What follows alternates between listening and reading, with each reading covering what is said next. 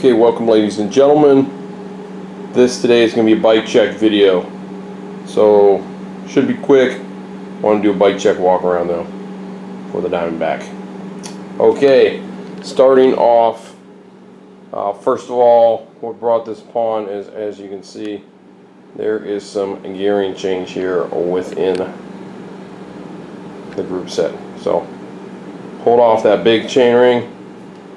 As you can see right there, that's the outer 40 tooth, and we're running with a 30-22. It's kind of a very small chain there. That's what we got. So we're still running a 2x. I didn't do a conversion to 1x, but that's what I want to do. So, like always, still got the same tires. We got the Kenda Kinetics. Running about 20 psi in those suckers, 20-25 psi. You can see there, Kenda Kinetics. Okay, these are 2.6 mil Giant SXC2. See right there, both the front and the rear wheels. Okay, that's what those are. Those are sealed bearing hubs. Those hubs are DT Swiss hubs that Giant always uses. Okay, so rear brake, you can see those are the Avid Elixir 3s. Come around to the other side here. There we go. Avid Elixir 3 in the whites. Absolutely love those. Got that back both on the front and the rear. Let's see here. DT Swiss stainless steel quick release skewer. Absolutely perfect. Really stiff. Works great. Absolutely love that.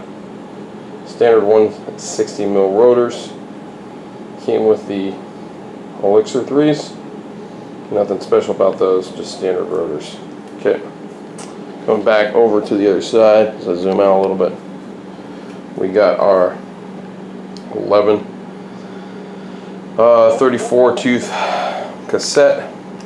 Yeah, we could do better with a 36 or possibly even a 40, but that's what we got right now. That's what we got going on. We got a Shimano Alivio group set, so we got the original Alivio derailleur in the rear. Yeah, it's a 9-speed, nothing super fancy. My plan is to switch over to a 10-speed Diora Shadow clutched rear mech. That'll be the next upgrade for the bike. Okay, or the next upgrade I order. Right now, the next true upgrade is going to be some suspension, which is already paid for, already on the way. Should be here in probably a week, and then I'll do a last bike check for that. Okay, moving up. As you can see, we got our Giant. Absolutely love these Giant chain stay protector and chain guard. Absolutely makes it quiet. Neoprene with some rubber on there. Absolutely great. Okay, keeping it going here. You can see the front derailleur for the group set. Yeah, it's sitting a little high. That's what it kind of looks like. As you can see there, it's going to sit kind of high based on the fact that we pulled that large chainring off. It looks a little wonky, but it should shift fine. I could pull it down farther, but I don't really have enough cable here. I don't have much cable left, so I could drop it a little bit. I might be able to drop it down to about here, but even then, it's we do have a bash guard that's coming on the way, and then it'll drop into the bash guard. So that's why I'm kind of leaving it at this height, because with the bash guard on, bash guard is probably, I believe it's a 30 tooth. The bash guard is equivalent like a 36 tooth. So it's going to come up almost to the edge of this right there. Okay, so Of course, this isn't up all the way. I have it limited so it can only use that middle ring and the lowest ring. Okay.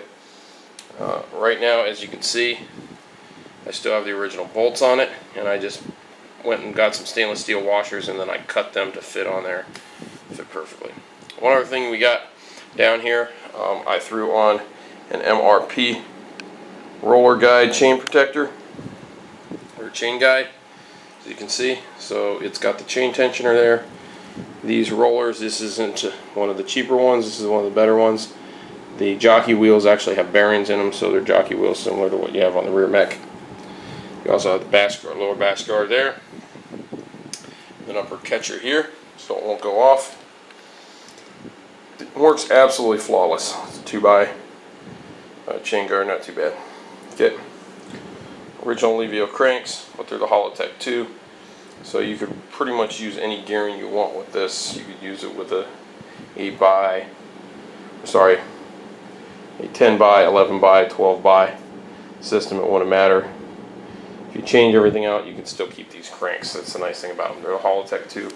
Got the original Holotech 2 bottom brackets, as you can see in there. Right there. Yep. So these are great crank arms. I really like them. Nothing super fancy. Got a Bontrager mini charger. That way I can change my tire pressure on the road. And it's got a nice little gauge there to both Schrader and Presta. Giant bottle cage, like the metal ones. For mountain biking, you can tighten them up. Works pretty good for being able to keep your bottles in, not dropping them. Oh, pedals. Crank Brother Mallet E's, the Enduro models. Just got these. These are pretty new. I got the low level grip pads on. I don't really care so much about the grip pads, but I did raise the grub screws quite a bit, so I can get a nice good grip on my shoes.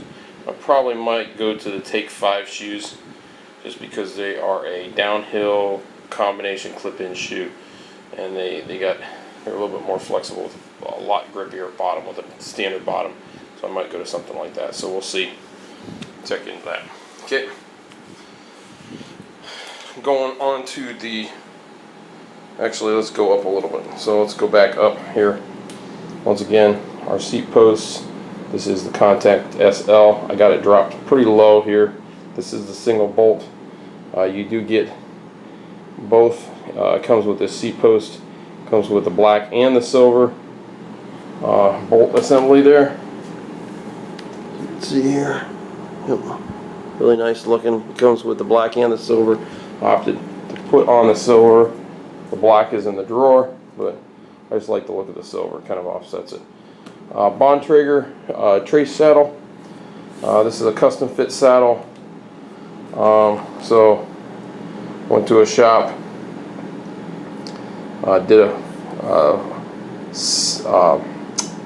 what do you call it? A fitting. So you sit on a special thing. It shows your sit bone size, and got this saddle custom for me.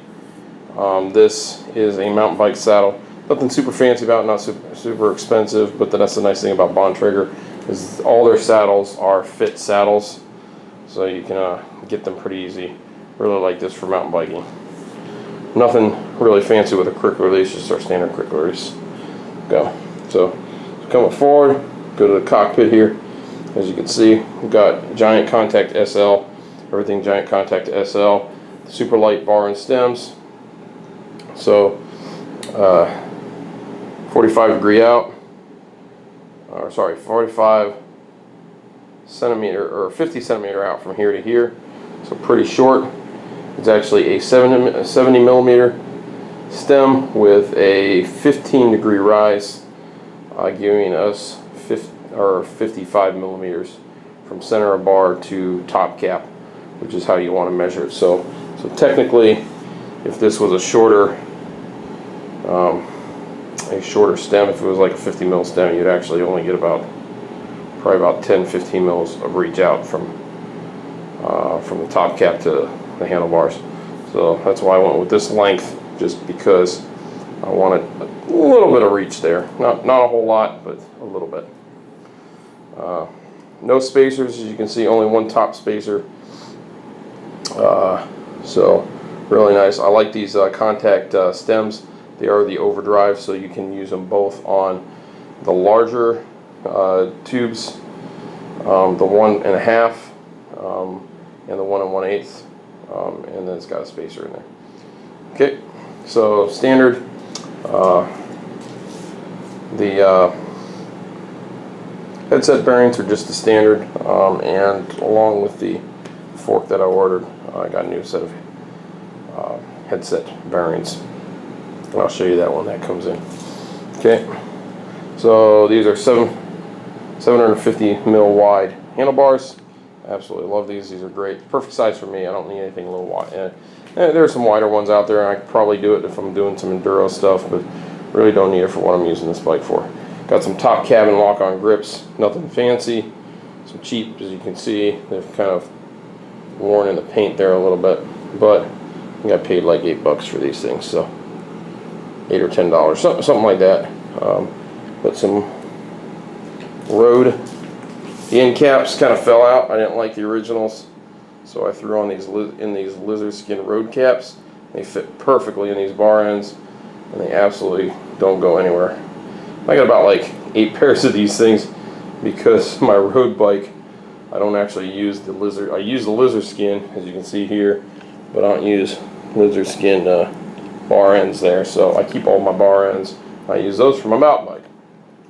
Okay, got the original Olivio shifters, both for the rear, for the forward there. Of course, we got our Elixir brake levers.